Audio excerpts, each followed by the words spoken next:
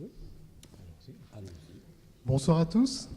Bienvenue à l'Institut national d'histoire de l'art pour cette séance des lundis numériques, donc consacrée au projet Verspera, de la numérisation à la modélisation des plans de Versailles de l'Ancien Régime. Donc plusieurs intervenants ce soir pour nous parler de ce projet. Donc Corinne Bitouzé de la BNF.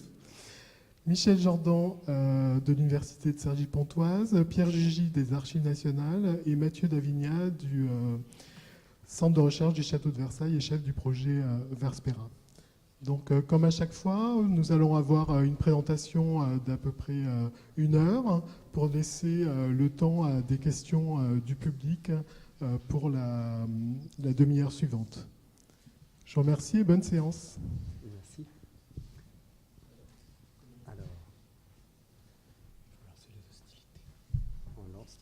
J'attends que Alors, bonsoir à tous, et je tenais vivement à remercier l'INHA de nous avoir accueillis pour la présentation de ce projet, et plus particulièrement Pierre-Yves Laborde de nous avoir invités à venir exposer ici ce projet qui est né maintenant il y a presque, du moins qui a commencé en janvier 2013, et je vais vous faire, comme chef de projet, une vue générale véritablement de ce projet avant que chaque institution revienne plus particulièrement sur les différents aspects. Alors, tout d'abord, comment est né ce projet? C'est un résultat d'un manque au sein du Château de Versailles et du centre de recherche en particulier, puisque régulièrement on nous demandait, ou même en interne, on recherchait tel ou tel plan du château de Versailles, et on s'apercevait que si on en avait quelques bribes dans tel ou tel endroit, ou tel service plutôt, on n'avait pas à disposition immédiatement, et on refaisait les photos systématiquement, on recommandait les photos, que ce soit aux Archives nationales ou à la Bibliothèque nationale.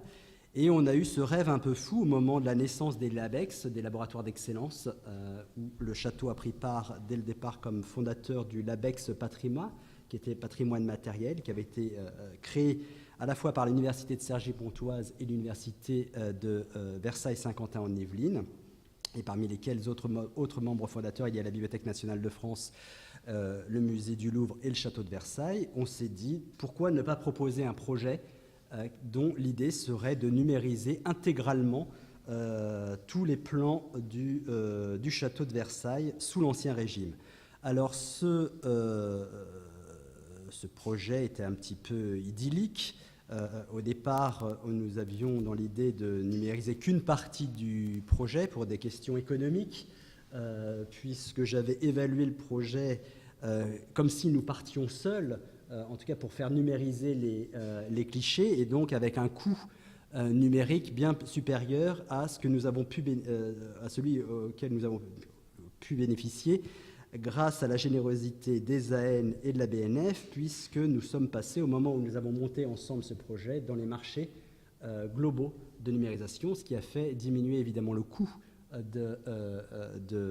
du projet, et on a élargi progressivement le projet à l'ensemble du château, puisqu'on s'est dit, plutôt que de traiter que le château, pourquoi ne pas traiter tout le domaine. Alors, je vous le disais, donc c'était le résultat d'un manque, et dans l'idée du laboratoire d'excellence Patrima, qui est devenu par la suite la Fondation des sciences du patrimoine, la grande idée de ce LABEX, c'est véritablement d'allier les laboratoires de sciences exactes et de sciences humaines. Et si nous avions le volet sciences humaines, même s'il y a un aspect numérique, en numérisant les plans de Versailles de l'Ancien Régime, il nous manquait l'aspect un peu plus technique, informatique, sciences exactes. Et nous avons été mis en contact avec le laboratoire ETIS de l'Université de Cergy-Pontoise et avec Michel Jordan en particulier, donc qui vous expliquera véritablement ce qu'il en est pour le projet, mais tout de suite pour dire qu'il y avait un volet de modélisation. Et pour expliquer le projet, donc c'était un rêve, je crois qu'on en a parlé depuis, je pense que si on s'était dit il y a une dizaine d'années, il y a une quinzaine d'années avec Pierre, qu'on allait numériser les milliers de documents, ou avec Corinne, les quelques centaines, voire le petit millier de documents de la BNF, je pense qu'on n'y aurait pas cru.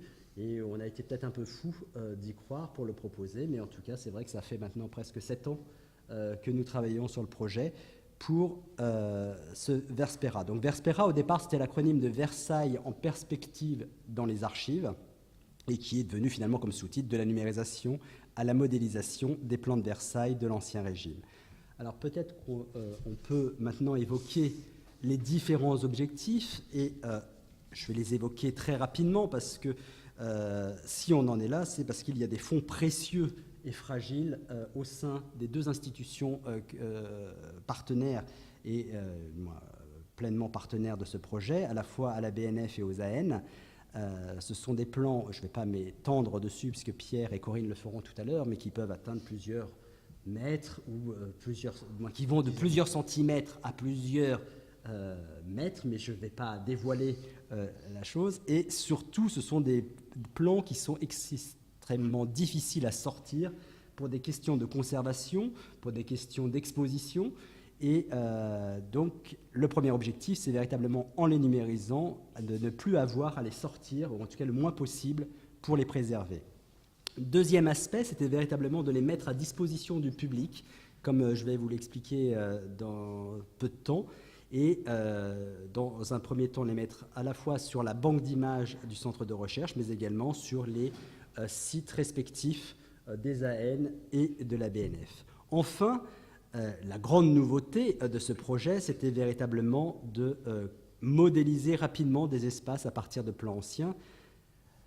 Je n'ai pas envie de m'étendre, même si ça me brûle les lèvres, mais je laisserai Michel expliquer ce logiciel qui a été spécifique, qui a été créé pour traiter les plans anciens.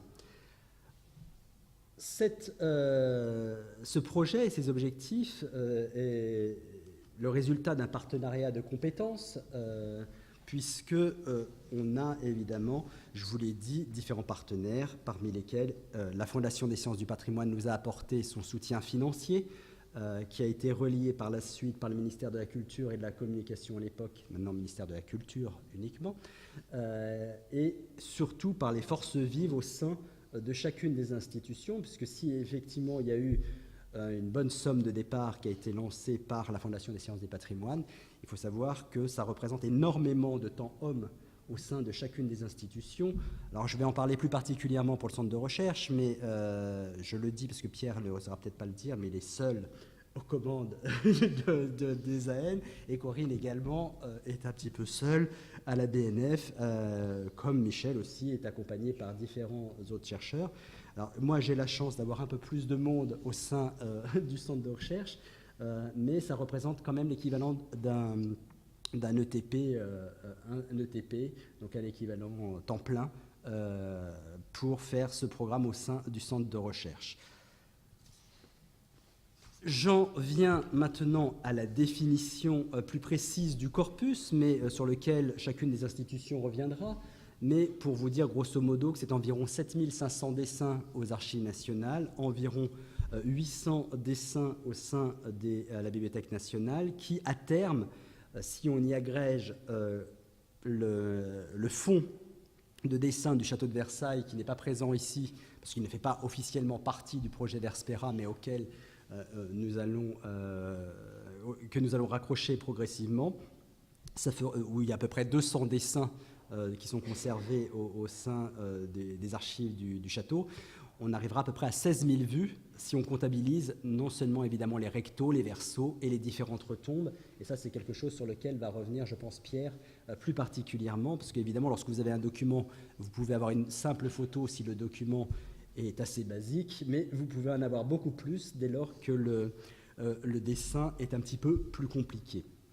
D'ores et déjà, vous en avez 5000 sur la banque d'images du château, accessibles en très haute définition, sur lesquelles vous pouvez zoomer. Et je vais venir maintenant plus particulièrement au travail qui est fait au sein du centre de recherche et vous présenter une première fiche pour vous dire à partir de quoi nous avons véritablement travaillé. Alors, il se trouve qu'on a la chance pour Versailles d'avoir un catalogue, je ne rentre pas plus dans le détail, mais qui a été fait au milieu des années 1980 par Daniel Gallegern et Christian Bollez, et qui est un bon point de départ, évidemment, non négligeable pour faire ce projet.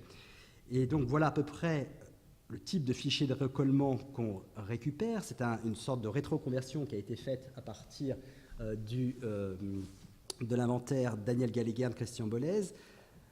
Pierre Jugy reprend 18 colonnes et retravaille dans un premier temps ces milliers de lignes et nous fournit un tableau dont vous avez ici un extract. Ce n'est pas du tout la version complète du tableau que vous présentera plus tard Pierre, mais voilà à peu près ce que nous recevons, un tableau Excel de 18 colonnes. Et par la suite, nous avons un travail donc plus spécifique de mise en ligne par le centre de recherche. Et donc, on va passer à la... Excusez-moi, Michel, non, un petit peu... Voilà. Et donc, notre rôle, c'est véritablement de reprendre les données documentaires qui ont été fournies non seulement par l'inventaire papier des années 1980, également les reprises qui ont pu être faites par Pierre, et c'est de préparer le tableau de migration. Parce que si vous avez un tableau Excel initial pour reprendre l'ensemble des données, il n'est pas prévu pour une migration. Donc, lorsque vous avez une migration, vous avez des doublements de données pour que celles-ci se redirigent dans les bonnes cases et dans les bons champs.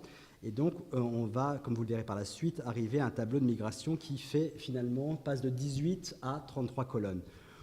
On a également une relecture ligne à ligne du tableau de migration. Donc, je vous l'ai dit, à terme, c'est quand même 16 000 lignes. Et on a également des compléments, on y ajoute des compléments issus de l'historiographie récente. Alors, non pas que Pierre ne soit pas compétent pour le faire, mais Pierre a un fond qui ne concerne pas que Versailles, donc il est déjà bien aimable de vouloir traiter tout ce qui concerne ce projet, en mettant de côté évidemment toutes sortes d'autres charges de travail.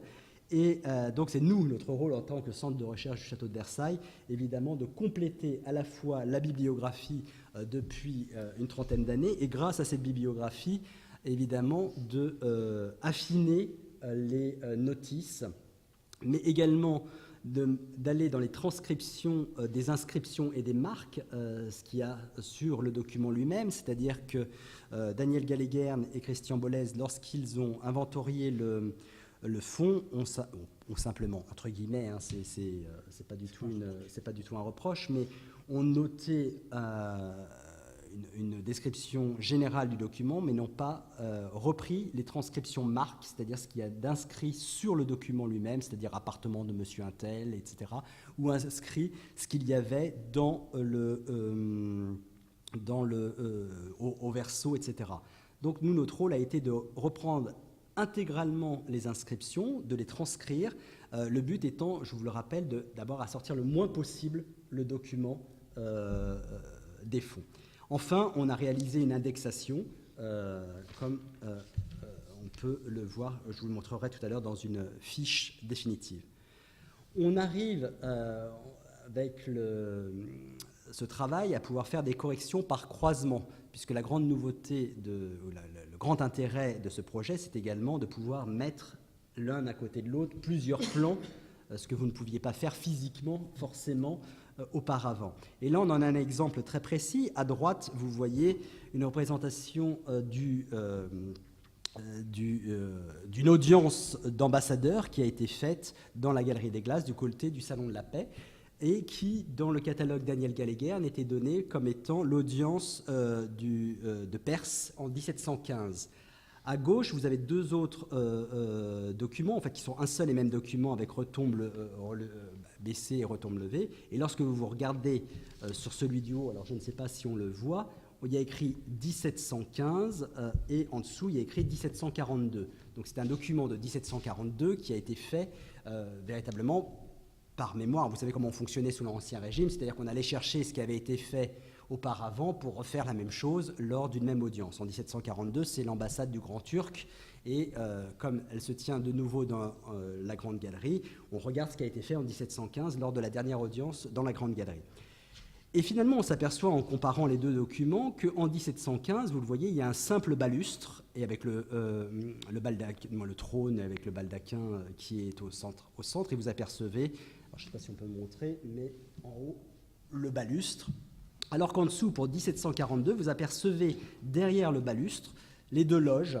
Et finalement, donc on peut corriger le document qui, jusqu'alors, du moins, était donné comme étant de 1715, comme étant celui de 1742, puisque vous avez les deux loges qui sont représentées de part et d'autre du dais, et qu'on retrouve chez les mémorialistes, notamment chez Luynes, qui sont les deux loges pour mesdames qui assistent à l'audience du Grand Turc en 1742. Donc voilà le type de travail qu'on fait au sein du centre de recherche. On a également des transcriptions et indexations. Voici la notice telle qu'elle peut apparaître dans le Daniel Gallegern et Christian Bollez. Donc vous voyez que c'est une notice assez complète. On a rappelé qu'on est à l'heure du début de l'informatique. On est en 1982, je crois, pour le Royaume, 84. Voilà. Et par la suite, voilà, je vous mets une notice telle qu'elle apparaît sur la banque d'images du centre, où on reprend, évidemment, on repart de ce qui a été écrit, mais on complète, c'est-à-dire que le duc de Béthune devient Armand II de Béthune, duc de Charraud, pour identifier chacun des personnages, parce que, évidemment, sous l'Ancien Régime, les gens, quand on les nomme par leur titre à telle époque, ce ne sont pas les mêmes, il faut pouvoir les identifier. On complète également par les inscriptions marques qui ne figuraient pas. Donc vous voyez, à partir du milieu, vous avez les inscriptions marques annotées au recto L9 du château de Versailles. Ce qui est en rouge, fort marque l'appartement de son Altesse Sérénissime, Madame la Princesse de Conti, etc. Donc vous avez toutes les inscriptions marques et vous avez également une importante indexation et de mots-clés qui permettent de naviguer à l'intérieur de la base par l'appartement du duc de Luxembourg, par la Grande Aile, etc. Donc voilà le travail que nous menons au sein du centre, de compléter au maximum les informations qui nous arrivent, alors qui sont extrêmement précieuses, parce que, comme je vous le disais, on a eu la chance d'avoir cet inventaire qui avait été fait, et on a pu, par la suite, avec la BNF, payer quelqu'un pour faire ce qui manquait dans le fonds topo, mais il y avait aussi un inventaire qui existait, qui avait été réalisé pour le fonds Robert de Cotte. Enfin, pour terminer, pour évoquer les premières exploitations du corpus numérisé, pour ma partie qui me concerne, on peut se rendre compte qu'on peut utiliser tous ces travaux dans le cadre de travaux de recherche, notamment par la confrontation des plans, je vous le disais tout à l'heure, ça a été l'exemple pour la Grande Galerie. On peut également l'utiliser pour la muséographie, avec des reconstitutions, avec des espaces ou disparus ou des projets, pour avoir une idée immédiate de ce à quoi ça pourrait ressembler. C'est ce qu'on est en train de faire cette année, ou ce qu'on a fait par le passé avec la Galerie Mignard, qu'on aura peut-être le temps d'entreapercevoir tout à l'heure, mais qu'on est en train de faire actuellement sur un projet qui n'a jamais existé.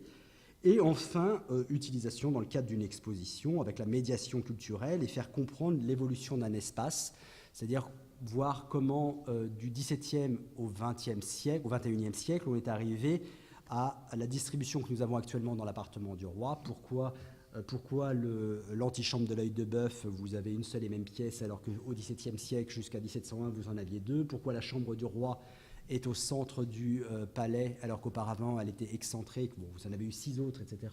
Mais en tout cas, ça permet de faire une modélisation, après animée en réalité virtuelle. Alors, ça demande évidemment de l'aménagement, etc. Mais ça permet de comprendre une évolution. Donc, ces 3 points, donc voilà, les travaux de recherche, la muséographie et la médiation culturelle, notamment à travers les expositions.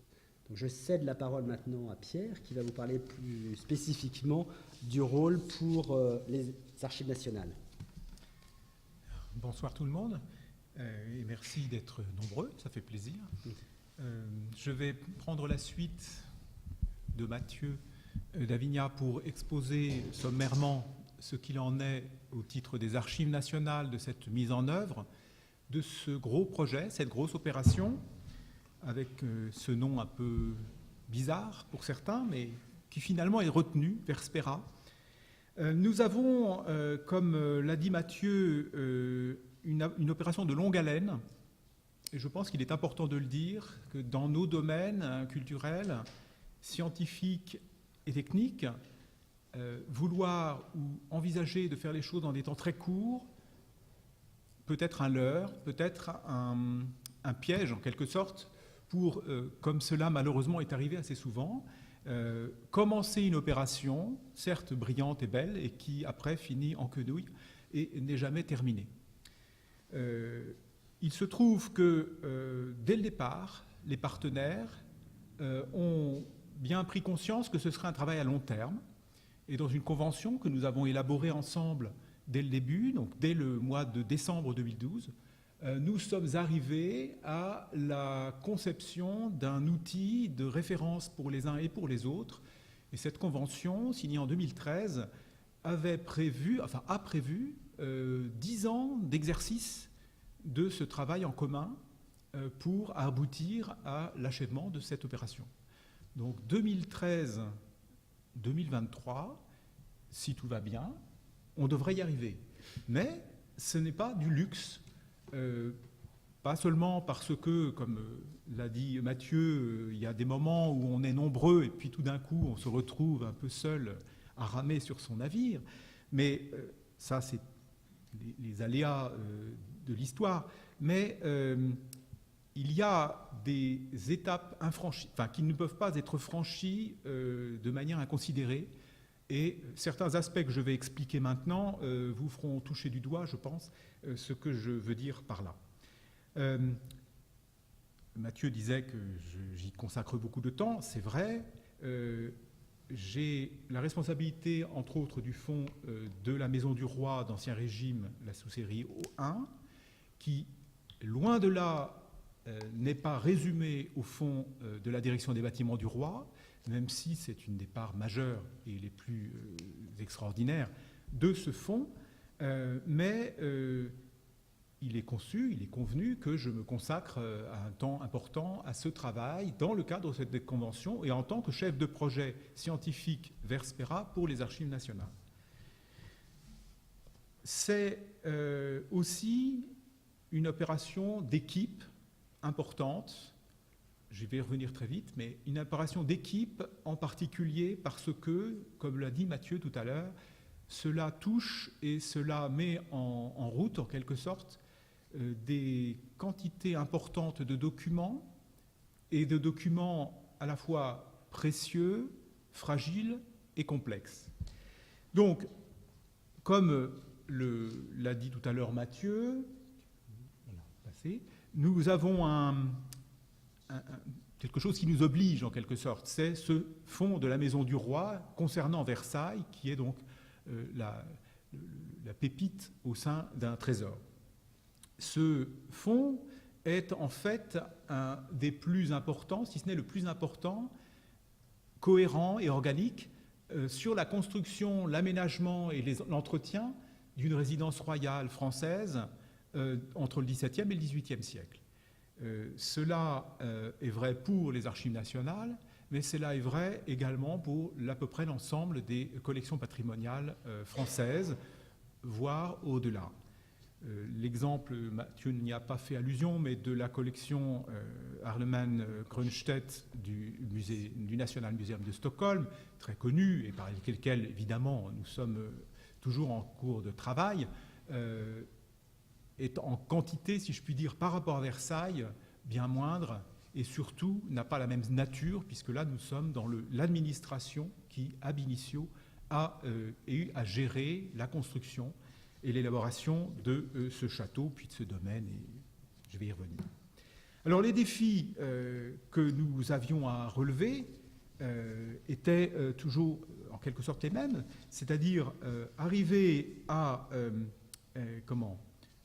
surmonter cette énorme montagne qu'étaient ces documents qui, heureusement, et c'est là que la possibilité s'est offerte à nous, avait été doté d'un instrument de recherche remarquable. Il a été fait allusion, là nous avons une image des 2 volumes en question, grâce au travail de Daniel Gallegern et de Christian Bollez, ce travail peut avoir eu lieu. il n'y aurait pas eu cet instrument de recherche, ce n'est pas 10 ans qu'il aurait fallu, mais 40 ans, puisque le travail de ces éminents collègues a été étalé sur près de 30 ans. Hein. Donc je parle de temps certains. Dans le domaine du patrimoine, on sait ce que cela représente. C'est grâce à cet outil existant et à la gestion courante que je faisais de ce fonds dans le cadre de mes fonctions que j'ai pu aussi, dès le départ, alerter mon administration de tutelle sur l'écueil qu'il fallait s'apprêter à affronter, qui était l'évaluation de la restauration à faire, avant toute numérisation, l'évaluation de l'état sanitaire et, à partir de là, de la programmation de la restauration de ce qui le nécessitait. Il se trouve, je vais redire à propos de la restauration, mais il se trouve que, en quelque sorte,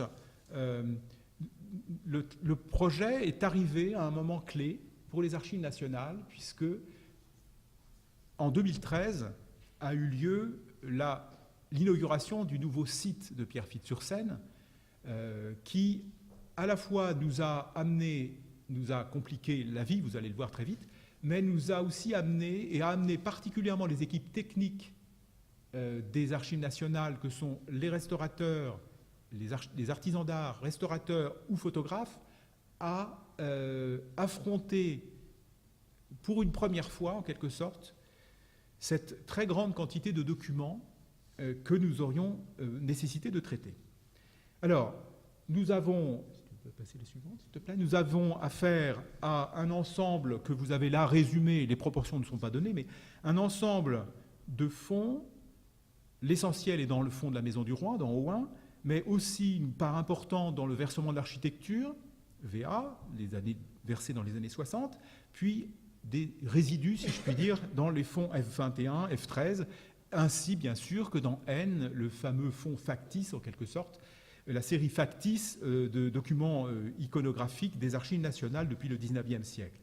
La chose sur laquelle je veux simplement insister, c'est que initialement tous ces documents étaient rassemblés à Paris, bien sûr, et entre le moment où nous avons commencé à travailler et le moment où nous avons été amenés à faire les sélections, les choix et le dispatching des documents, eh bien, les VA, F21 et F13 étaient partis, entre guillemets, à Pierrefitte. Et dans cette circonstance, nous avons dû, en quelque sorte, si tu peux mettre la suivante, faire un jeu assez complexe de navette pour aller chercher les documents à Pierrefitte, les repérer, les mettre de côté, les conditionner, les apporter à Paris pour pouvoir les traiter en parallèle avec les autres qui étaient, eux, sur Paris. Je ne rentre pas plus dans le détail. Mais c'est pour que vous vous rendiez compte que ce genre de puzzle a de multiples facettes. C'est un puzzle en 3D, en quelque sorte. Hein. Donc on est vraiment dans le vif du sujet. Il se trouve que nous avons une deuxième complication à l'opération qui fait, due à une circonstance heureuse, comme l'a tout à l'heure dit Mathieu, c'est-à-dire que initialement la somme qui avait été prévue pour pouvoir faire la numérisation a pu être en partie économisée, si je puis dire, pour pouvoir faire, parce que nous avons consacré des fonds propres à la numérisation ou à la restauration, et donc du premier corpus initialement prévu au départ, nous nous sommes orientés, que vous voyez donc c'est-à-dire le château, enfin, ce qui est entouré du trait rouge, pour ne pas perdre de temps en de vaines paroles, et nous avons ensuite élargi, disposant de plus de moyens et d'une plus grande appétence en quelque sorte, nous avons élargi le sujet en prévoyant un deuxième groupe qui concernait les jardins, le parc, le petit Trianon, le grand Trianon, les écuries, ainsi que de nombreuses autres administrations présentes à Versailles. Et dans un dernier temps, nous avons conçu ensemble un troisième corpus, qu'on a appelé corpus AN3, sur lequel je travaille là actuellement d'arrache-pied, et qui représente l'ensemble du reste, si je puis dire, c'est-à-dire tout ce qui concerne l'adduction d'eau, l'alimentation en eau du domaine, et les administrations, les bâtiments présents dans la ville de Versailles, pour l'histoire de l'urbanisme, c'est très intéressant, les baraques, tout ce qui a été soumis à la vie, au contrôle des bâtiments du roi dans la ville et dans le domaine.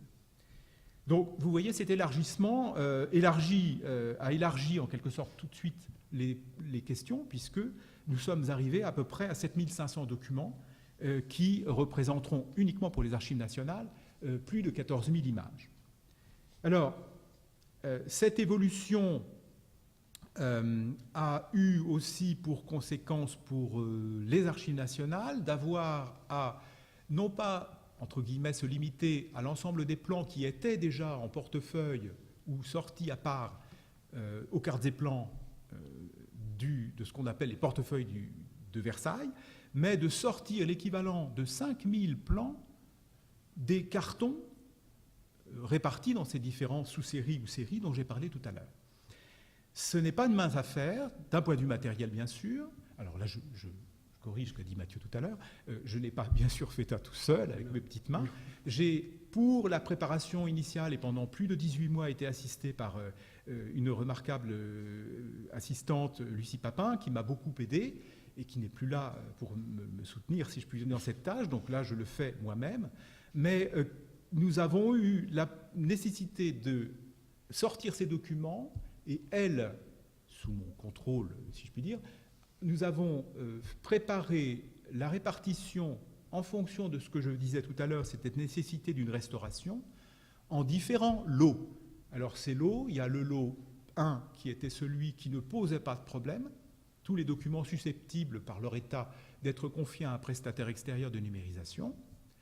Le lot 2, les documents légèrement abîmés ou risquant dans une manipulation de pouvoir avoir des dégâts en quelque sorte, que nous confions à l'atelier de photographie des Archives nationales, susceptibles, s'il y a un besoin, d'appeler leurs collègues restaurateurs en soutien.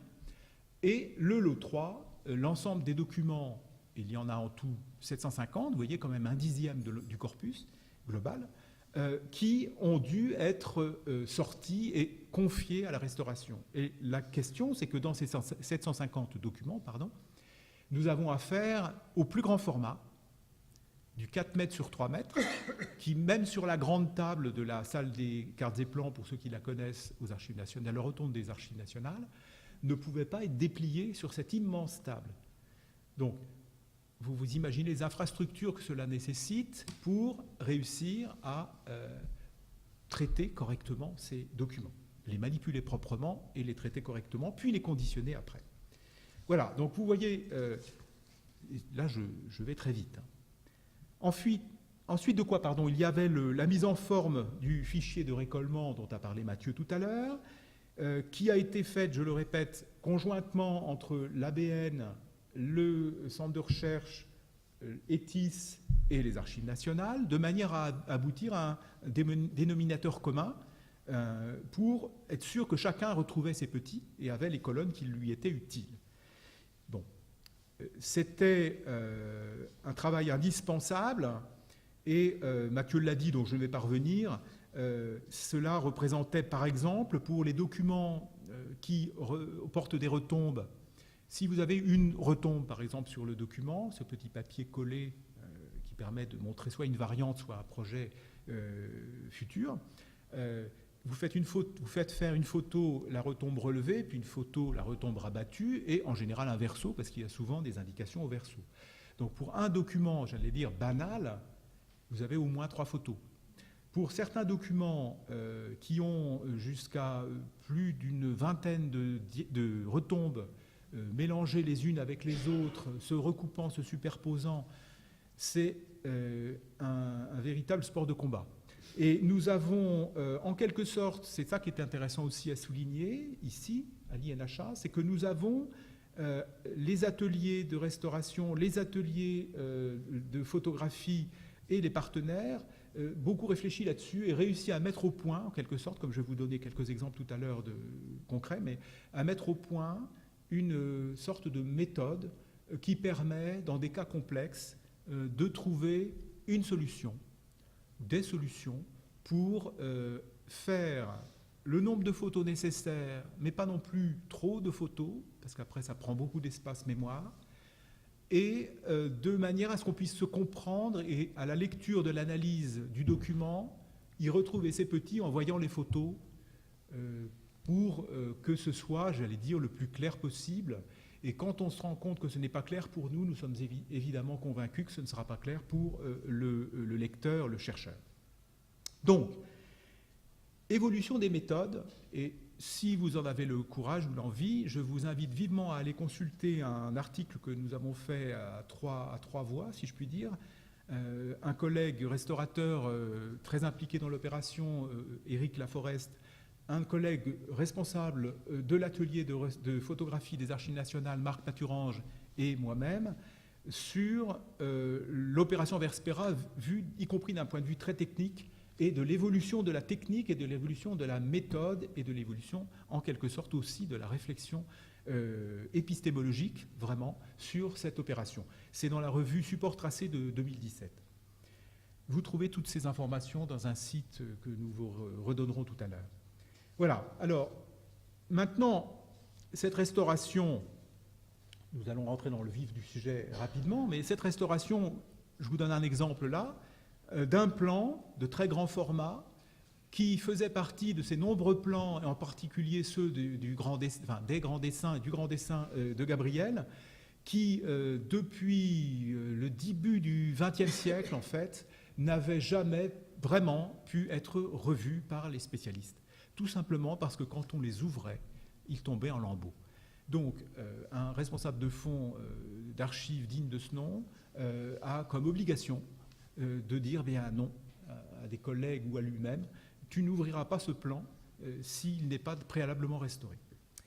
Du coup, nous avons mis en place des opérations de restauration de gros calibre, si je puis dire. Donc, vous avez là un exemple d'un grand plan, très grand plan, qui fait au moins 3 mètres sur 4, qui est en mise, il faut le mettre en tension, puisqu'il est recouvert de pliures, il a dû être plié au moins en 12 pour figurer dans un carton. Donc il fallait l'humidifier, donc vous avez les différentes phases, un collègue en train de préparer l'humidification, évidemment selon toutes les techniques les plus élaborées de la restauration, l'humidification, la préparation des bandes de mise en tension, une deuxième vue qui vous montre la chose, l'isolation dans un milieu humide pour un temps déterminé, puis ensuite, là ce sont les bandes de fixation pour maintenir en tension sans évidemment l'abîmer, et après le temps de latence nécessaire pour obtenir la mise à plat la plus parfaite possible, sans poser de problème au document, nous arrivons à un conditionnement qui n'est pas négligeable et qui est très complexe aussi pour le conditionnement terminal, le conditionnement final et la conservation à long terme de ces documents. C'est une phase dont je ne parlerai pas, sauf si vous avez des questions lors de la discussion tout à l'heure, mais c'est une partie importante et très immergée de l'iceberg qui nous occupera aux Archives nationales, et strictement nous, pendant certainement beaucoup de mois. La gestion de cette loue d'opération, comme je l'ai dit, a amené les ateliers de restauration à beaucoup réfléchir sur leurs travaux, mais également les ateliers de numérisation.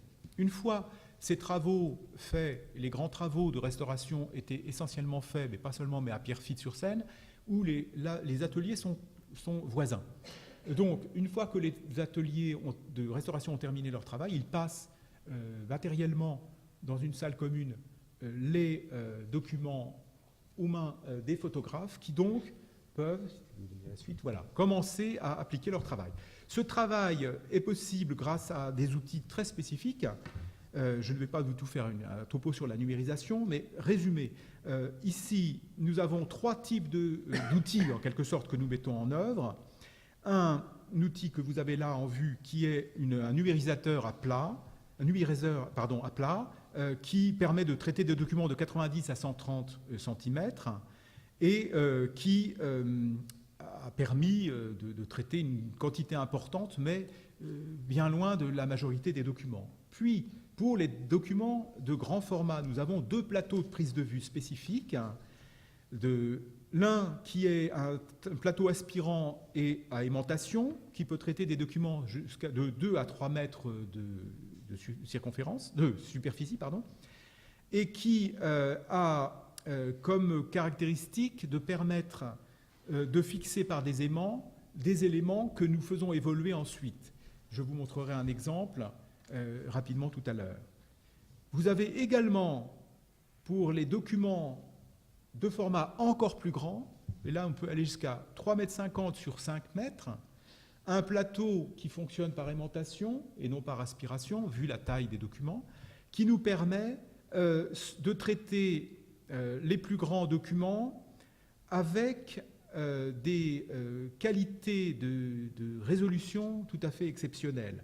Alors, pour mémoire, je dirais que les prises de vue sont faites en 300 dpi et nous avons toujours une prise initiale, le master est en TIFF, en format TIFF, et à partir duquel nous générons évidemment des différents formats de JPEG selon les nécessités du travail. Alors, pour les documents de très grand format ou les documents complexes, nous avons mis au point, ou nous avons utilisé, nous ne sommes pas les seuls à le faire, mais nous avons vraiment peaufiné cette technique, une technique de prise segmentée. Donc vous avez là une vue sur la partie gauche du document, puis la partie centrale, puis la partie à droite, et un logiciel permet de recoudre, si je puis dire, au pixel près, le plan en question. Alors, ça paraît simple comme ça, hein, mais c'est un travail extraordinaire des photographes, et de précision, et de calibrage, et la grande croix, si je puis dire, de prise de vue qu'on a vue tout à l'heure, nécessite d'être recalé, et remesuré, et revalidé très régulièrement, pour qu'il n'y ait aucune différence de planéité sur le document. Sinon, des conséquences grammatiques se posent pour le travail postérieur de numérisation, mais ça, Michel vous l'expliquera. Je ne vais pas rentrer là dans le détail des retombes, puisque j'y ai fait allusion tout à l'heure, mais, et si cela vous intéresse, nous pourrions vous montrer un petit time-lapse, un petit vie en accéléré que nous avons fait, qui permet de voir toutes les manipulations que cela représente. Alors, en fait, en résumé, qu'arrive-t-il après ce travail ? Quand les images ont été faites, tout ce qui a été traité en externe, informatiquement parlant, est doté d'un numéro de code projet spécifique, le projet 124, et tout ce qui est traité en interne par les archives nationales a un code différent. Il faut ensuite fusionner les deux, aussi bien les fichiers, ce que je fais actuellement sur le corpus AN2, ainsi que, après, mettre à disposition un ensemble global. Le centre de recherche ou le laboratoire ITIS se fiche complètement de savoir qu'ils ont affaire à un document qui a été fait par nous, par un laboratoire extérieur. Ça n'a pas d'importance, mais pour nous, il faut fusionner tout cela. Donc cela amène à faire... Voilà, j'ai fait un schéma qui vous montre la complexité de la chose, parce que entre chacun des corpus initiaux et des différents lots qui aboutissent dans différentes grosses boîtes, si je puis dire, tout ça doit être ensuite synthétisé pour aboutir qu'à un seul endroit, à terme, qui est la salle des inventaires virtuels pour ce qui concerne les archives nationales. À partir du moment où l'ensemble du corpus aura été traité, il ne nous est pas possible matériellement de faire, comme le fait le centre de recherche, un traitement par corpus. Ça aurait été, j'allais dire, idéal, mais en fait, c'est trop compliqué. Donc, on attendra encore un petit peu, mais le centre de recherche, du coup, dans sa banque d'images, met à disposition, au fur et à mesure, cette masse documentaire exceptionnelle.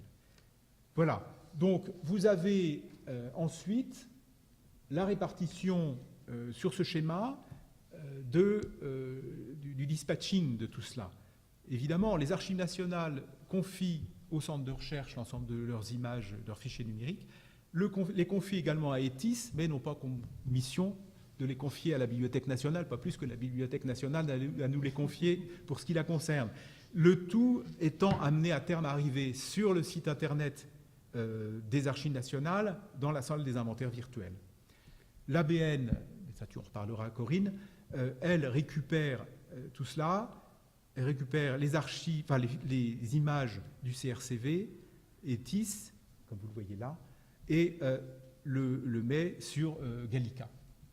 Voilà. Alors, à terme, nous avons eu l'occasion de parler souvent de cette opération, mais à terme, il est clair que, ne serait-ce que pour le corpus lui-même, nous sommes en train de vivre une certaine révolution, en quelque sorte, documentaire, et on en reparlera plus tard, si vous voulez, parce que la masse de documents que nous avons maintenant, accessibles de manière beaucoup plus souple et beaucoup plus précise, devrait et a déjà permis, en quelque sorte, de régler un certain nombre de problèmes d'histoire de l'architecture qui peuvent, à mon avis, se développer dans les années qui viennent, dans des très très beaux projets, et nous en serions ravis, y compris aussi de conserver dans les meilleures conditions des documents insignes et précieux dont nous avons la charge lourde mais passionnante.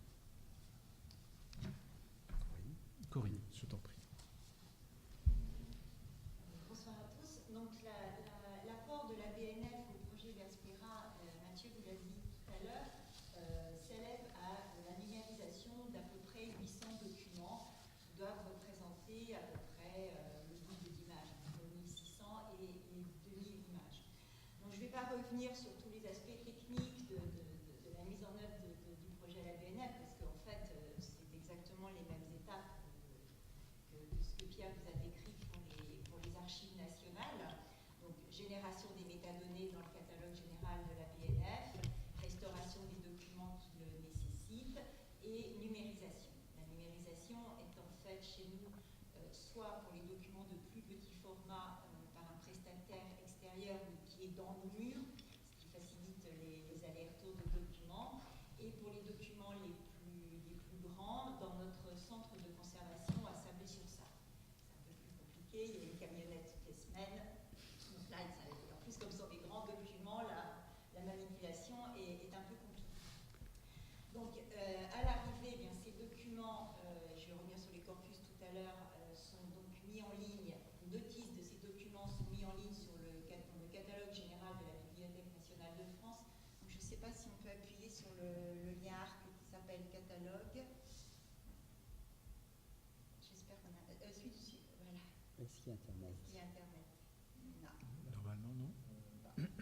On n'a peut-être pas demandé à avoir un... Donc, vous me croirez sur parole, les notices sont bien dans le catalogue général de la Bibliothèque nationale de France. Ah oui, on confirme. Voilà. Avec une numérisation, la numérisation étant accessible via le catalogue général et également via Gallica. Donc, les adresses de ces images dans Gallica seront également présentes dans la banque d'images du centre de recherche de Versailles. Et le fait d'aller sur Gallica vous permet de bénéficier du zoom extrêmement puissant qui a été mis en place sur Gallica et qui pour des plans de grande dimension est quand même très utile. Et il vous permet également de télécharger tout ou partie de l'image dans une très haute résolution. Et puis, si vous avez besoin de l'image pour une publication, par exemple, d'en passer commande auprès de notre département de la reproduction. Alors, les corpus concernés, les corpus que nous avons apportés au projet sont il y a deux réservoirs en fait. Le premier étant le fameux fonds Robert de Cotte, qui est un des fleurons des fonds d'architecture du département des estampes et de la photographie. C'est un fonds qui comprend à peu près 4000 dessins, qui a été acquis par la bibliothèque impériale à l'époque en 1810-1811 auprès des héritiers de Jules Robert de Cotte, et qui nous a permis en fait de récupérer donc, les dessins de Jules Robert de Cotte, de Robert de Cotte, et également des dessins des Mansart, puisque Robert de Cotte a été l'élève, puis le beau-frère, Jules Ardois Mansart. Alors pour cette partie du corpus, on disposait déjà d'un inventaire informatisé, puisque un conservateur du département, François Fossier, avait consacré sa thèse au fonds Robert de Cotte et avait essuyé les plâtres de l'informatisation du catalogage du département et avait entré les notices dans ce qui s'appelait à l'époque Opaline. Donc le jour a beaucoup souffert parce qu'entrée en format intermarque, une notice de dessin d'architecture, quand on l'avait fait, ça pouvait un peu s'approcher. Et donc on disposait là déjà des notices, ce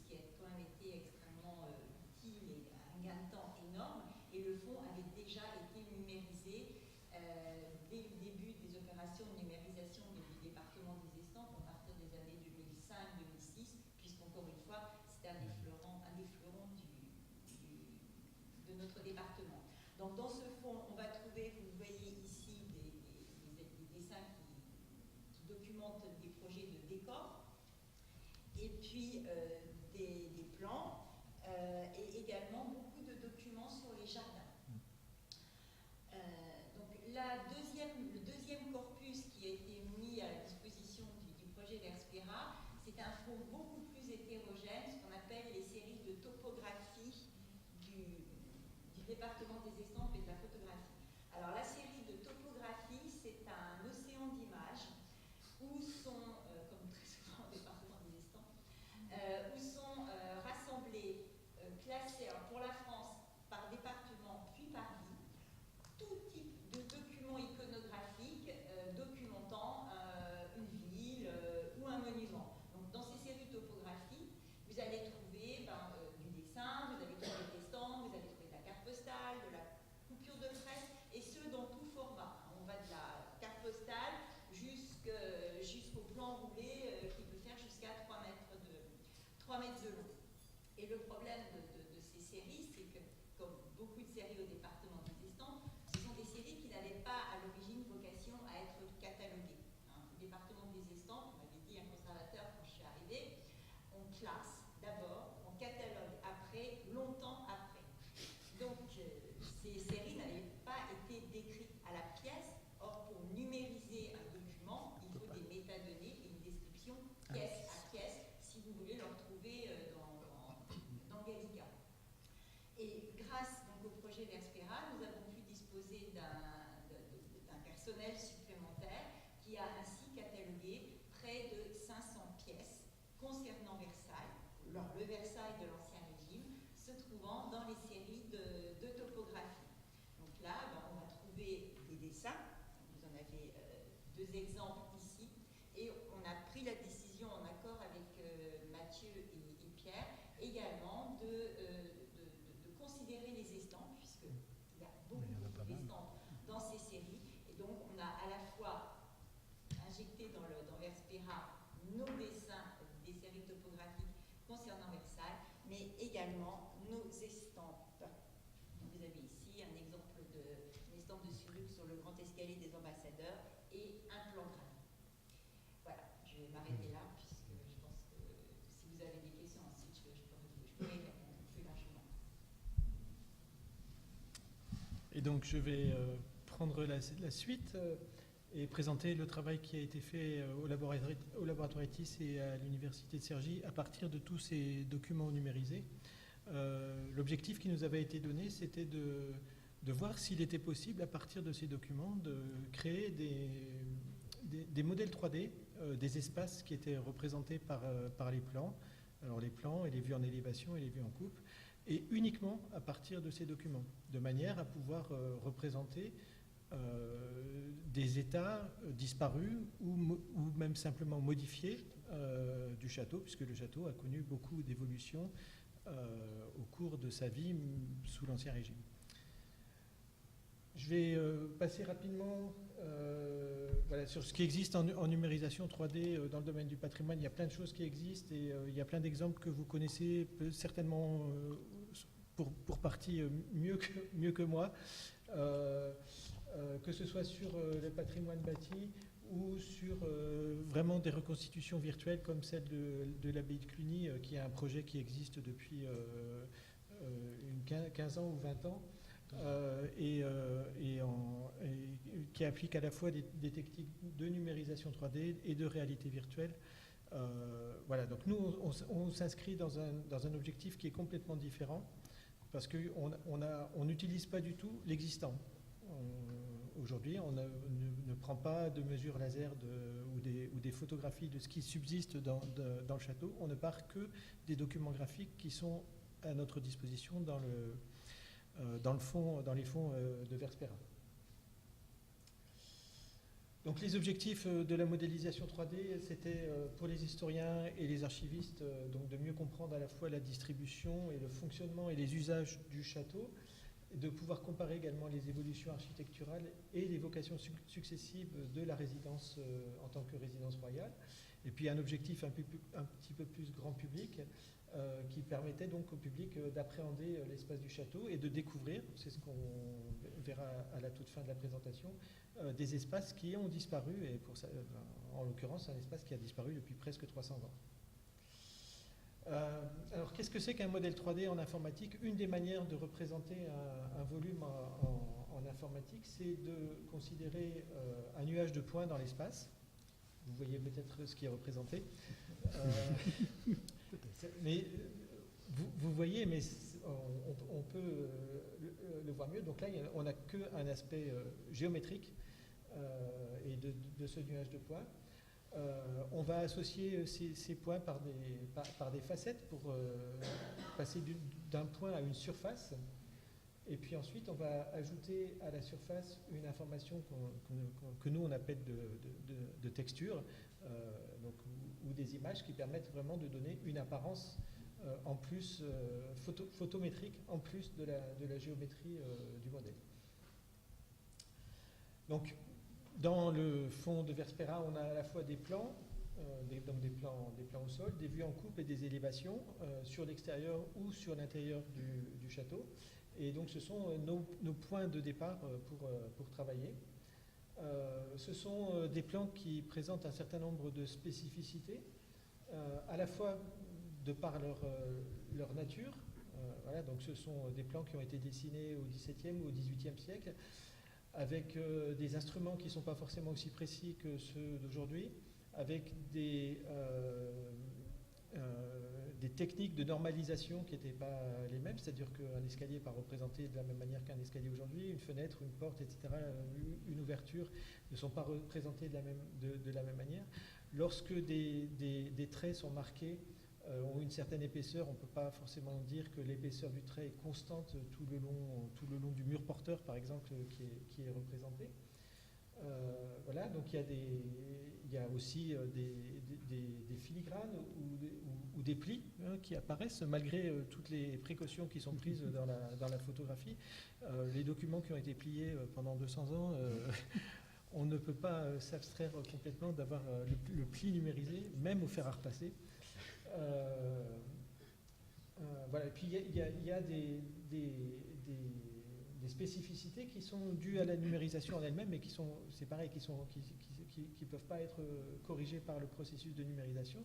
C'est-à-dire que lorsqu'il y a un recto verso, on voit en transparence, on voit le verso parfois, et donc ça peut provoquer des interférences.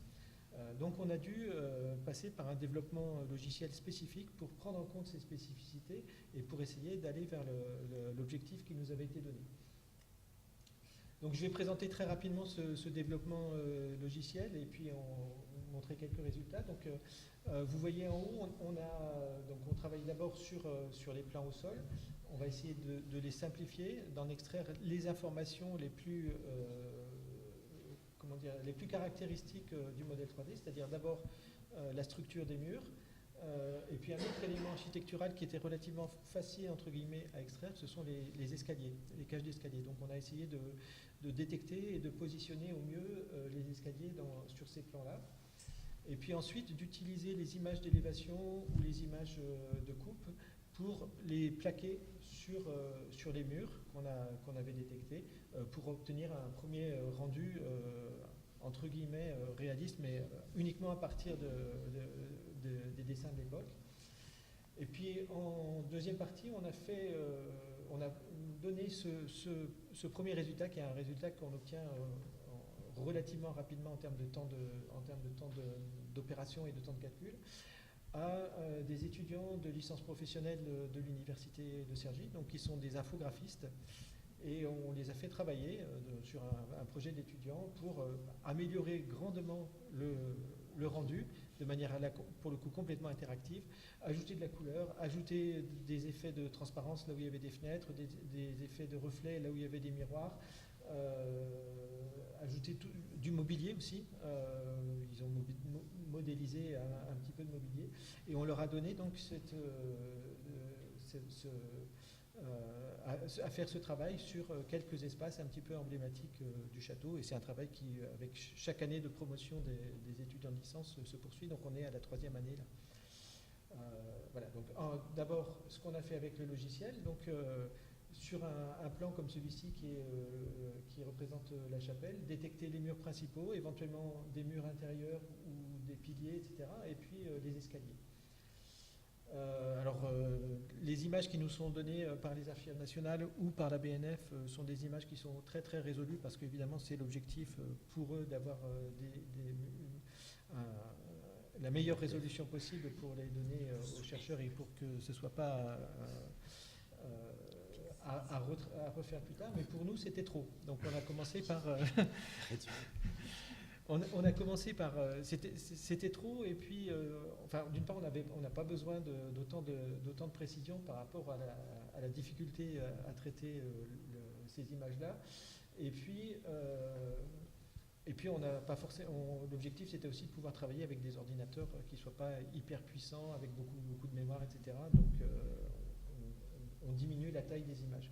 Donc, sur des petits carrés de 7 ou 9 pixels de côté, on n'en retient qu'un seul, et on diminue la taille de l'image, pardon, de 3 pixels de côté ou de 5 pixels de côté, on diminue la taille de l'image du coup par 9 ou par 25, donc, puisque 3 x 3 ou 5 par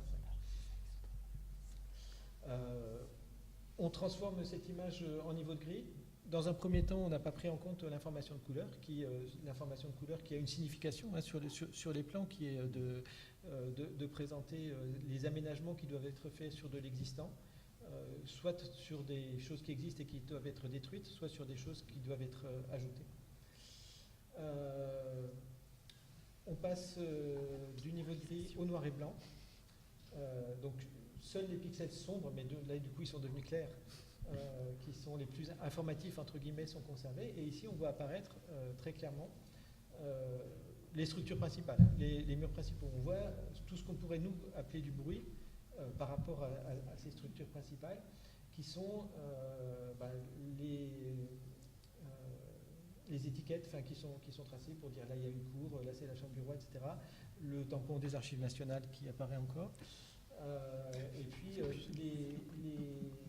les filigranes et les pointillés qui apparaissent sur le plan.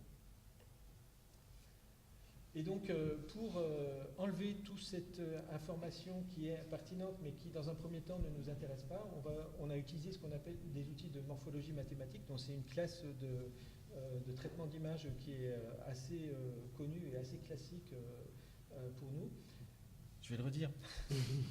Donc, le premier instrument qu'on utilise, ça s'appelle une érosion de boules unité itérée. Alors, voilà, je sais qu'ils aiment bien. Et en fait, pour vous dire, c'est très simple. On va faire comme si on faisait passer une petite boule le long de toutes les structures qui sont en blanc là.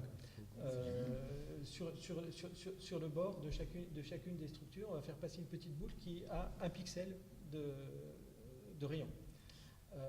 Et donc, et cette boule, finalement, elle enlève la couche sur laquelle elle est en train de passer. Donc on diminue d'1 pixel la largeur de la structure qui est en blanc. Et on dit, ces pixels-là qu'on a enlevés, on leur donne une étiquette, l'étiquette 1. Et puis on refait la même chose sur la nouvelle image, étiquette 2, étiquette 3, jusqu'à ce qu'il n'y ait plus rien. Et donc ensuite, on a une image qui est étiquetée, en fait, où chacun des pixels, ou en revenant en arrière, sont étiquetés avec la distance qu'ils ont au centre de l'image où il n'y a plus rien. Donc, et ensuite, on va pouvoir, sur cette image-là, qui est étiquetée avec des distances, simplement dire, on va filtrer sur l'image de ces distances en disant, là, je ne veux garder que les pixels qui appartiennent à une structure qui a plus de tant de qui appartiennent à une structure qui est épaisse de plus de tant de pixels. Alors là, je ne saurais pas vous dire quel est le seuil qu'on a retenu, mais ici on fait apparaître les murs principaux sur le plan. Et si on change les valeurs du seuil, on va pouvoir faire apparaître des balustrades ou des choses qui n'ont pas d'intérêt. Enfin, voilà, donc, et si on revient... est-ce que vous voyez, peut-être que vous voyez les couleurs. Donc ça, c'est aussi en repartant de cette image-ci. En fait, on a donc détecté les contours de tout ce qui est en blanc, parce que c'est ça qui va nous servir de base à notre modèle 3D, qui va être l'empreinte au sol finalement des murs. Et donc, on a pour chaque couleur correspond à un segment de droite en fait qui a été détecté sur ces bords des structures en blanc. Et donc sur un segment de droite, ça va être la base pour élever notre modèle 3D à une hauteur fixée complètement arbitrairement. Et donc sur un segment de droite qui est représenté là, on élève un modèle 3D. Donc on fait un rectangle en fait, et un rectangle ce sont deux triangles, et donc on a les deux triangles, les deux facettes que je vous avais montrées sur le lapin tout à l'heure. Voilà, donc ça je vous le montrerai après. Et puis donc sur les escaliers, on a regardé un petit peu la variété des plans qu'on avait pour ce travail. On a détecté 6 formes principales d'escaliers. Donc on a fait une petite bibliothèque de ces formes d'escaliers. Et puis ensuite, on traite les plans de manière assez simple. On demande déjà à l'opérateur de dessiner un rectangle assez grossier autour de l'escalier qu'il veut modéliser. On lui demande aussi de désigner parmi ces 6 formes d'escalier laquelle correspond le mieux. Et puis ensuite, l'algorithme va rechercher dans le petit rectangle qu'il a tracé les traits en blanc qui correspondent au bord des marches d'escalier. Éventuellement les pointillés, suivre les pointillés et joindre tous les pointillés qui sont consécutifs pour faire ce qui apparaît peut-être en bleu, si vous voyez, en travers, voilà, ce trait-là, qui est simplement les pointillés qui ont été fusionnés. Voilà, donc ici on le retrouve, ce trait il est passé en vert. Et puis, ça va nous permettre de déterminer par adjacence, en fait, l'ensemble des différentes marches d'escalier qui ont été retrouvées. Et donc, la composition de l'ensemble des marches d'escalier compose la volée d'escalier qu'on a détectée. Voilà, donc là, je vous montre donc le résultat du plan tout à l'heure. On a simplement élevé à une hauteur prédéfinie de manière complètement arbitraire les murs qui avaient été détectés. Donc mur intérieur, mur extérieur. Un autre exemple pour montrer que ça ne marche pas que sur Versailles. Donc on a été chercher un plan de l'hôtel de Caumont à Aix-en-Provence sur le site de la BNF. Et voilà. Et on voit même que devant un escalier qui est Et pour passer à quelque chose qui est une hauteur plus réaliste, on va utiliser les images en élévation ou les images de coupe. On sélectionne l'image qui va bien, donc dans la base de Verspera. Le logiciel va automatiquement déterminer dans l'image qui est ici, qu'on a sélectionnée, la partie utile. Et puis on lui dit il faut aller plaquer cette partie utile sur tel mur. Et donc là, l'exemple il est complètement fantaisiste, mais c'est pour vous dire que ça marche. Et donc quand on fait ça, pour le mur en question, en respectant les proportions de l'image qui avait été donnée, on va ajuster la hauteur du mur en question, et donc ça nous permet d'aller vers un petit peu plus de réalisme et d'adapter donc la hauteur qui était au départ complètement arbitraire aux informations qu'on peut avoir sur un certain nombre de plans de murs, pas sur tous, parce que même s'il y a beaucoup de plans, il n'y a pas tous les murs qui sont renseignés dans le plan. Voilà. Autre travail qu'on a fait, donc c'est sur des images d'extérieur, pour un petit peu compléter le modèle 3D, essayer de détecter les ouvertures, de manière à pouvoir compléter le modèle 3D sur des façades en s'appuyant sur les coins des ouvertures qui ont été dessinés. Donc nos triangles qui représentent le modèle 3D, ils s'appuient sur les angles des portes et des fenêtres, et ça permettra par la suite d'avoir une possibilité de modéliser de manière plus précise le bâtiment et de dire, là, il y a une fenêtre, on peut ouvrir, on peut passer, on peut, etc. On peut passer à l'intérieur ou à l'extérieur par la porte, mais pas par le mur à côté. Donc quelques exemples de résultats. Donc ici, vous voyez que des escaliers ont bien été placés. Donc on voit bien aussi que il y a une cour qui a été planchéiée, me semble-t-il. Et avec un plaquage de texture sur l'extérieur et sur l'intérieur du bâtiment. Alors, ce que je vous disais tout à l'heure, donc là, on voit simplement le résultat, la petite galerie Mignard, donc cet espace qui était l'espace de collectionneur de Louis XIV, qui a été transformé. Alors, c'est pas la petite galerie Mignard, mais c'est l'antichambre qui est représentée ici, qui a été transformée par Louis XV et donc qui a été détruite dans cet état-là il y a presque 300 ans. Avec ce travail qu'on a confié aux étudiants en infographie de l'Université de Cergy, on a pu entrer dans cette galerie telle qu'elle était peut-être sous Louis XIV, et on va voir le film juste après. Donc pour ce qui concerne ETIS, donc on a conçu ce logiciel dédié à l'analyse des plans anciens, sur lesquels il y a encore des choses à travailler, parce qu'on se rend compte en recevant des plans nouveaux sur des époques différentes. Évidemment, en un siècle, les techniques des architectes et des dessinateurs ont progressé, se sont transformées, et donc il y a des choses qu'on a besoin de retravailler pour s'adapter à des nouvelles caractéristiques des plans. Mais on est capable de créer rapidement un modèle 3D avec un minimum d'interaction avec l'utilisateur. C'est-à-dire que les premières phases que je vous ai montrées, en quelques minutes, en une dizaine de minutes, on peut avoir une première version du modèle 3D. Ensuite, il y a une partie interactive avec l'utilisateur, que ce soit pour les escaliers, mais les escaliers, c'est 2 secondes de calcul. Une fois qu'on a choisi, qu'on a dessiné le cadre et qu'on a choisi quel type d'escalier on voulait placer là. Et puis, un petit peu plus longtemps pour placer des textures, mais en une demi-journée à une journée, on peut avoir un modèle 3D qui représente un espace du château, uniquement avec les images du fond Verspera. On peut avoir donc cette représentation qui est on va dire, pertinente, entre guillemets.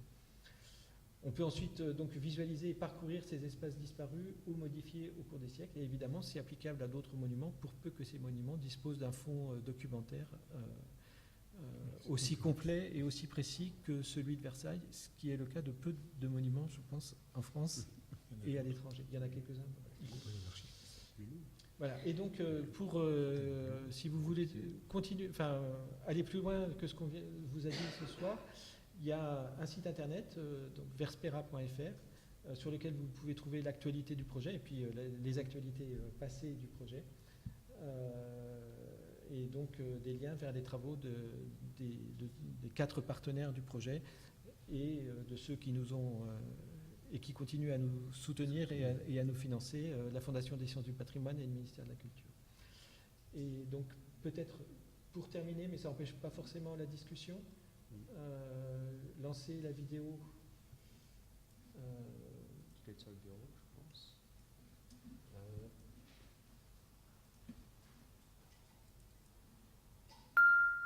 De la galerie Mignard, on peut baisser le son peut-être comme ça.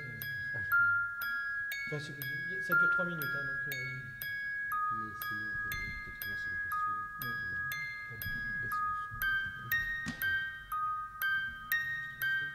Donc ça, c'est le travail qui a été fait par les étudiants. Donc c'est une interprétation. Il ne faut pas le prendre comme une réalité. Oui, Parce que notamment, vous allez voir la première partie du château là, qui est quand même très particulier. Le but, c'était vraiment de donner aux étudiants un travail et parce que là, c'est un peu particulier, là, cette vision globale de Versailles, mais ça n'empêche que ça donne une réalité à la fois sur les volumes, lorsqu'on va rentrer véritablement dans la galerie de Mignard, et ce qui aurait pu être la galerie de Mignard. Donc on va nous dire que c'est trop bleu parce que c'est du lapis, vous allez voir, etc.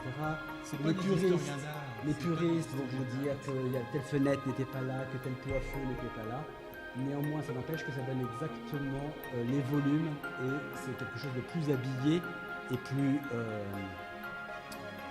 plus agréable à observer que ce qui, vous avez vu tout à l'heure en modèle brut. En revanche, le travail, l'accrochage des tableaux, c'est le résultat d'un étudiant qui est maintenant en thèse, Mathieu Lett, qui avait travaillé sur l'accrochage de la petite galerie. Donc les décors sont ceux qui ont été, mais là ce sont de la reconstitution, etc. On vous remercie pour votre attention et nous tenons, nous quatre, à votre disposition pour les questions. Merci beaucoup.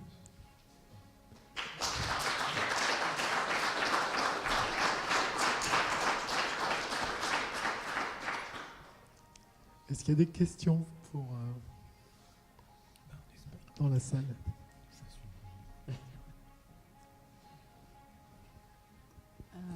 Oui, je voulais juste vous poser une question là, par rapport à ce que vous venez juste de dire. Est-ce que vous avez fait des tests sur des parties qui seraient conservées pour voir quand vous faites votre modèle 3D à partir des plans anciens? Est-ce que vous avez pu voir la fiabilité en testant sur des parties qui seraient toujours conservées? D'une part, je dirais non, on n'a pas fait de test, et d'autre part, ce qu'on testerait là, c'est pas la fiabilité de notre logiciel, mais c'est la fiabilité de l'architecte de l'époque ou du dessinateur et des ouvriers qui ont travaillé à partir de ces plans. Juste pour vous donner un exemple. Juste avant d'entrer dans la chambre du roi, donc celle qui est au centre du château, la chambre de... C'est l'antichambre de l'œil de bœuf. Voilà, il y a l'antichambre de l'œil de bœuf. Quand vous entrez dans la pièce, quand vous visitez le château, vous vous en rendez pas forcément compte, mais si on vous le dit, et la prochaine fois que vous irez, vous le regarderez et ça vous sautera aux yeux. Le mur qui est entre l'antichambre et la chambre du roi, et donc les deux murs en fait sur lesquels il y a des œils de bœuf, il y en a un qui est 1 mètre de long de moins que l'autre. En fait, pour des raisons, parce que ça s'est inscrit dans quelque chose qui était déjà construit et qui était déjà existant. Et donc vous avez deux murs qui se font face, qui font 1 mètre il y a 1 mètre d'écart entre les deux. Donc vous avez une pièce qui est un trapèze. Sur le plan de l'époque, c'est un rectangle. Donc nous, on représente un rectangle avec notre travail, et pas un trapèze. On représente ce qui a été dessiné par les architectes et par les dessinateurs, pas ce qui a été construit. Si on voulait tester sur le plan de la précision notre logiciel, en fait, il faudrait qu'on prenne les mesures de ce qui existe aujourd'hui, qu'on refasse un plan avec les techniques de l'époque, et puis qu'on l'intègre dans le logiciel. Ce serait la seule manière de tester la précision. Voilà. Pour compléter, pas forcément la précision, mais l'écart. Enfin, voilà, alors pour compléter, on en a un cas concret cette année avec les étudiants qui se posent la question, puisque là, ils travaillent actuellement sur un projet qui n'a pas été réalisé, qui est un projet de théâtre dans l'aile neuve, c'est-à-dire dans l'aile Gabriel, qui devait se tenir juste au-dessus de l'appartement du roi, dans la continuité de l'appartement de Madame de Pompadour et au-dessus de l'actuel escalier Gabriel. Et concrètement, ils se heurtent à des problèmes de dimension, c'est-à-dire que les plans tels qu'ils les ont, et si on les prend aux dimensions, si on rajoute, parce qu'il y a une échelle en toise, etc., en fait, c'est beaucoup trop petit. Alors, c'est mieux dans ce sens-là, à la rigueur. C'est-à-dire que c'est un théâtre qu'on prend en boîte et qu'on installe à un endroit, mais en tout cas, c'est pas plus grand. Mais ils se sont heurtés à cette question de dire, mais les encadrements de fenêtres ne correspondent pas, etc. Donc là, on a un cas concret, mais pour quelque chose qui n'a pas existé. Mais ça n'empêche et on sait très bien qu'en fait, les plans d'architectes, les architectes les adaptaient sur le moment, au fur et à mesure de la construction. Mais en tout cas, c'est vrai que c'est une question qu'on s'est posée. Et on a aujourd'hui les mesures des architectes, c'est-à-dire les ACMH actuels ont les dimensions exactes des pièces. Tout a été pris au laser, etc. Voilà. Mais le but, comme l'a rappelé Michel, c'était véritablement de travailler à partir des plans anciens et de voir ce que les plans anciens nous disent. Et je pense que, si je puis me permettre, que ça va permettre justement de faire évoluer la réflexion sur la recherche, de comparer ce que, idéalement, l'architecte avait prévu de faire, ce que concrètement on voit quand on a la certitude que c'est vraiment le bâtiment tel qu'il a été construit, et voir les jeux qui existent entre les deux, et j'ajouterais à ça l'interprétation des historiens d'art sur ces différentes mesures. Et donc, se sont-ils rattachés plutôt aux documents anciens, plutôt à ce qui existe? Les choses évoluent, on le sait tous. Et ça, c'est intéressant. J'allais dire, c'est pas la mission des Archives nationales, ni de la Bibliothèque nationale, c'est beaucoup plus celle du Centre de recherche. Mais c'est un outil qui, en se construisant, je parle de l'outil logiciel, utilisant ces plans numérisés, c'est un outil qui amène sans arrêt à se poser des questions relativement importantes sur ce que l'on a représenté devant soi, si c'est plausible que ce soit vraiment. Et du coup, on remet en cause un certain nombre, on se pose des questions sur certains plans, et ça fait vraiment évoluer la recherche de manière que je trouve, moi, personnellement, très intéressante. Et la recherche n'est évidemment pas figée. Elle ne fait que se restimuler là en ce moment. Non, il y a véritablement des cas concrets. Je reviens toujours parce que là, c'est encore récent, le cas des étudiantes qui travaillent sur le projet, qui voient représenter par exemple des balustres ou des problèmes d'estrade sur le théâtre qui devait être projeté. Et concrètement, quand il faut le représenter, il n'y a pas de problème sur le plan, mais on se rend compte que la place du roi ne peut pas être prise par un gradin qui vient cacher le roi, alors que rien ne le dit sur le plan. Donc après, il y a des interprétations de bon sens qui font qu'on peut interpréter les rangs de gradins ou les choses comme ça. Donc il y a des questionnements, comme le disait effectivement Pierre, concrets, à partir des plans, à partir du logiciel, quand il s'agit de modéliser et de voir ce que ça peut donner. Une question ? La modélisation n'est qu'une partie de l'ensemble du logiciel, j'espère, du travail. Donc c'est un peu pour nous donner une idée éventuellement de comment c'était. Mais les véritables preuves, ce sont les plans que l'on a et que l'on pourra consulter. Qu'on peut déjà consulter, Oui, pour tout ce qui concerne le château proprement dit. Alors actuellement, oui, vous avez 6000 plans, dis-moi 6000 vues, qui représentent à peu près 3000 documents ou un peu moins de 3000 documents, qui sont essentiellement le corps central du château, qui sont en ligne et sur le site de la banque d'images du centre de recherche du château de Versailles, avec comment dirais-je,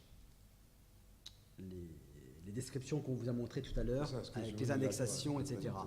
Donc là, l'idée, effectivement, c'est d'avoir à terme ces 16 000 vues pour pouvoir les confronter les unes aux autres, mais l'aspect modélisation nous permet aussi des questionnements qu'on a évoqués en dernier lieu.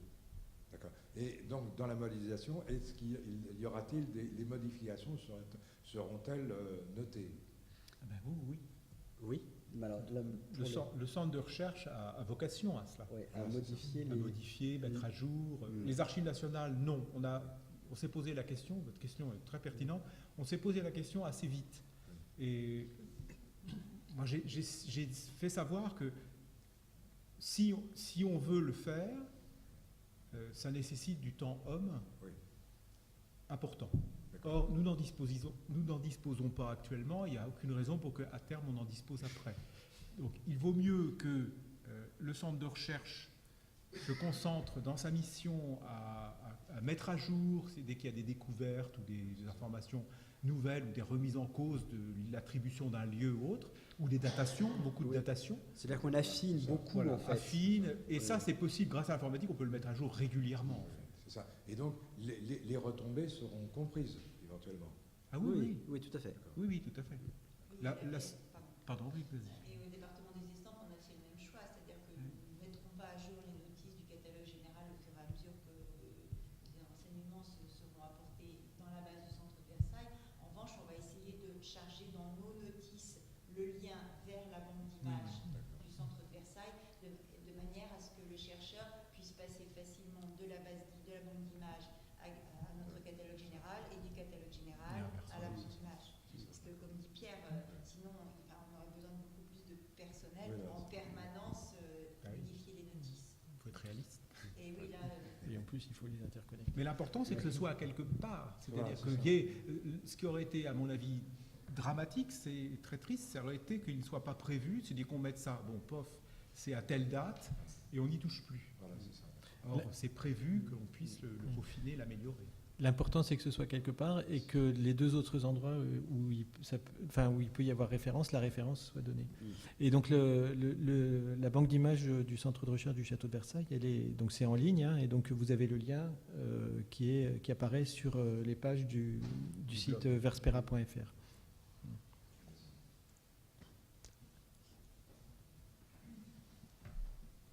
J'avais juste une question par rapport à la banque d'images du centre de recherche. Vous avez parlé d'indexation et vous avez décidé d'indexer comment en fait les plans? C'est juste par rapport à ce qui est représenté? Il y a des indexations typologiques ou c'est... Alors il y a des indexations à la fois par lieu, alors c'est-à-dire grand lieu, hein, c'est-à-dire grand espace, c'est-à-dire aile du Midi, aile du Nord, etc.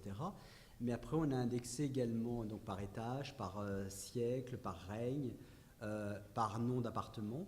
Donc en fait c'est assez précis, hein, ça permet de rebondir. Alors évidemment lorsque vous avez l'appartement du duc de Charroux, vous n'êtes pas sûr de retrouver un autre plan de l'appartement du duc de Charroux. En revanche, lorsque vous cliquez sur aile neuve ou aile du Midi, vous allez rebondir sur tous les plans qui concernent l'aile du Midi. Donc il y a une indexation qui est assez précise, du moins là on peut le voir. Hein, Tout ce qui est en bleu. tout ce qui est mots-clés, vous avez appartement du duc de Luxembourg, château de Versailles, appartement du duc de Béthune, château de Versailles, Attique, château de Versailles, aile du Nord, appartement. Donc ça va assez loin. En fait, c'est de la bonne volonté alors, des gens qui les indexent, les pauvres, mais parce que c'est celle au singulier qui l'a fait, le fait de façon assez précise.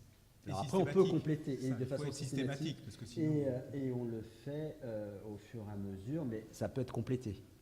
Voilà.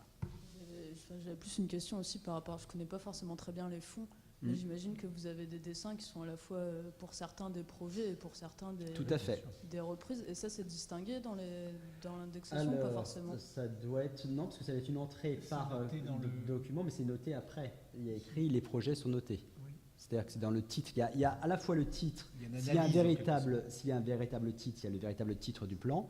Après, il peut y avoir un titre forgé. C'est-à-dire que nous mettons pour que les gens comprennent immédiatement ce dont ils retournent, parce qu'il n'y a pas forcément...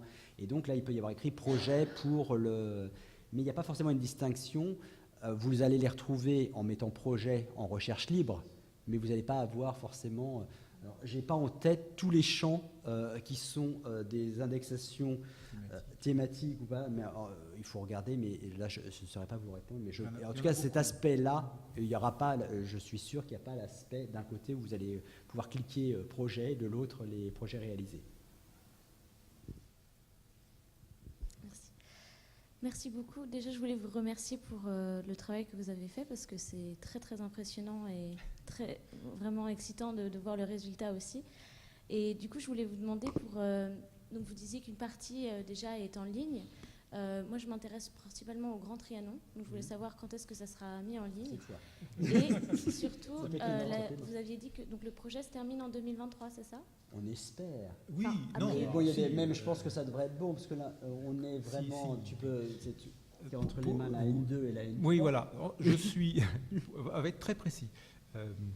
Juste avant de venir, j'étais encore en train de corriger le fichier de récollement, donc c'est ce grand tableur, qui concerne donc le corpus AN2, dans lequel est inclus le Grand Trianon.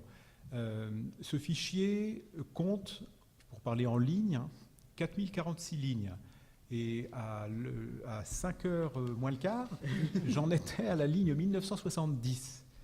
Donc il me reste une grosse moitié à faire, en quelque sorte. Alors des fois, ça va très très vite, parce qu'il n'y a rien à corriger et autres. Puis, là encore, il y a 2 jours, je suis tombé sur un os, si je puis dire. C'est-à-dire qu'il y avait un document sur lequel il y avait une retombe qui n'avait pas été prise en compte initialement, parce que sur la quantité, on ne peut pas ne pas faire d'erreur. Et je vais être amené, bien sûr, après avoir vérifié que ce ne soit pas une erreur ou une retombe qui a été collée dès l'époque. Donc, on ne va pas considérer que c'est une retombe, mais si elle n'a pas été collée, il va falloir que j'extrais du corpus AN2 ce document. Alors là, ça ne concerne pas Trianon, hein. Mais c'est la chancellerie, l'hôtel de la chancellerie. Mais le sortir et le mettre, heureusement que j'ai encore la possibilité de le verser, entre guillemets, dans le corpus AN3, ce sera le dernier, dans lesquels les petits ratés ou les oublis ou les choses comme ça pourront prendre place. Alors, à terme, quand vous interrogerez aussi bien sur le site des Archives nationales que sur la banque d'images du centre de recherche, pour vous, ça sera transparent. Mais c'est vrai qu'il y a encore des plans qui étaient, d'un point de vue technique, très complexes, voire en très mauvais état, qui ont mis longtemps à être restaurés, qui n'ont été traités que tardivement et qui ne seront intégrés dans la banque d'images qu'avec le corpus AN3.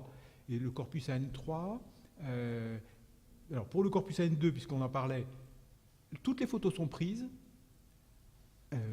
et dans les semaines qui viennent, nous allons faire cette fusion dont j'ai parlé tout à l'heure, des différents types de projets, pour n'en faire qu'un tout et confier à ITIS et au CRCV l'ensemble de ces images.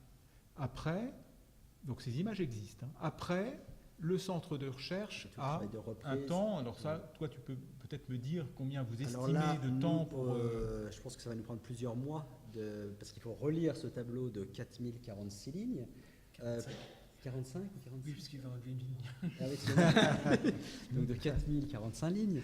Il va falloir non seulement faire un contrôle rapide, puisqu'il y a un deuxième œil, c'est normal, par rapport à celui de Pierre, mais nous, le complément, toujours, c'est indispensable. nous, il y a un apport documentaire complémentaire, et donc là, ça va prendre, à mon avis, facilement 4 à 6 mois, et on espère une migration à la fin de l'année ou début d'année prochaine pour tout ce nouveau corpus AN2. Sachant que, je vous dis 4 à 6 mois, ça avait pris beaucoup plus de temps la première fois parce qu'il y avait des erreurs, mais que maintenant l'équipe est un peu rodée, que tout le monde est un peu rodé. On a tiré le bénéfice des voilà, et donc on arrive à mieux gérer ces différentes lignes pour contrôler les 33 colonnes et ces 4045 lignes. Voilà. Mais quoi qu'il en soit, si ces images existent et lorsqu'elles nous seront versées, sous le couvert de Pierre, bien évidemment, si vous faites un travail universitaire, je pense qu'on peut s'adresser soit à Pierre, soit à nous. Il ne faut pas s'adresser à moi, en fait. Il faut faire une demande de consultation. Et si on ne peut pas vous communiquer l'original parce que l'opération est en cours, l'ensemble des photos pour que le Trianon existe. Et depuis l'été 2017, du reste, les Archives nationales ont décidé, leur politique, c'est de communication, tout ce qui existe déjà en images numériques est communiqué gratuitement, libre de droit et sans aucune obligation. Merci beaucoup. Que ce soit pour un travail scientifique ou une publication à caractère même lucratif, libre de droit, partant du principe que ce sont des crédits publics et que c'est à destination de la mise à disposition du public, quel qu'il soit. Si je peux ajouter pour la BNF, dans le fonds Robert Decotte et dans les fonds de topographie, il y a beaucoup de choses sur Trianon. Je crois que la migration, pour nous, elle va avoir lieu, si j'ai bien compris, prochainement, pas très longtemps. avant juin, je crois. Voilà, normalement. Dans les mois qui viennent. Vous aurez déjà les images BNF, et de mémoire, il y a pas mal de choses sur Trianon. J'ai aussi une question. Merci d'abord pour votre présentation. Je pense avoir bien compris comment vous mettez à disposition la chaîne de traitement pour les images issues de la numérisation, mais pour les images 3D, comment vous faites ?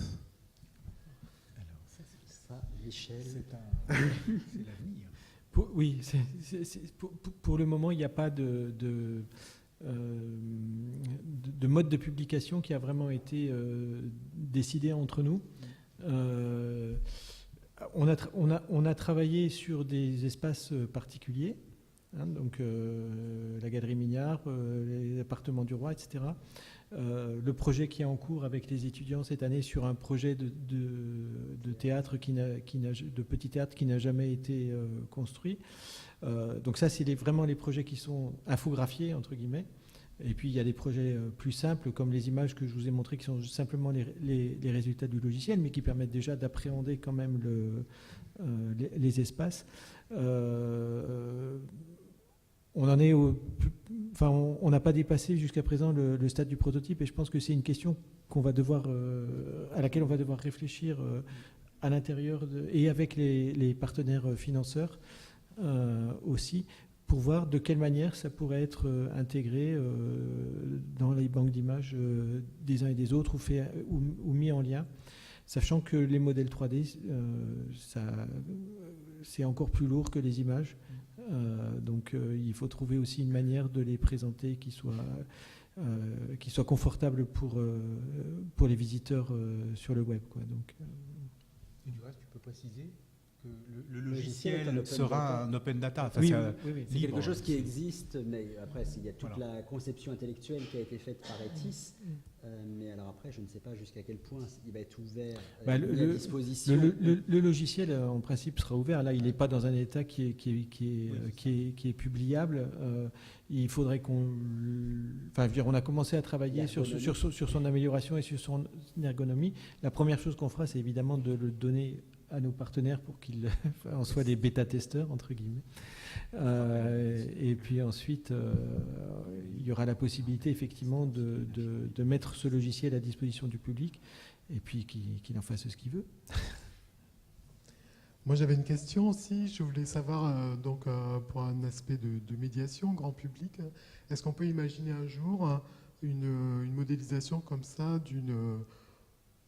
centrée sur une seule pièce du château, mais pour voir son évolution, notamment au niveau de la décoration, de siècle en siècle, et parfois, des fois, plusieurs changements au cours d'un même siècle. Donc, est-ce que c'est imaginable de la part du château de Versailles ? Moi, c'était vraiment l'idée que j'avais dès le départ au sein du château, hein. L'arrière-pensée grand public, c'est-à-dire de voir l'évolution de l'appartement intérieur du roi, de 1660 à nos jours, sur les 5 pièces. Alors il se trouve que là, le logiciel permet de le faire. Après, il y a toute une question d'habillage esthétique, de travail des historiens d'art pour s'accorder, puisqu'on n'a pas forcément plan coupe élévation à un instant T pour chaque période. Là, il s'agissait notamment de traiter 1685, 1701, 1755. Alors je ne vais pas rentrer dans les détails parce que ça correspond à des dates assez importantes pour l'appartement du roi et le 19e et le 20e siècle.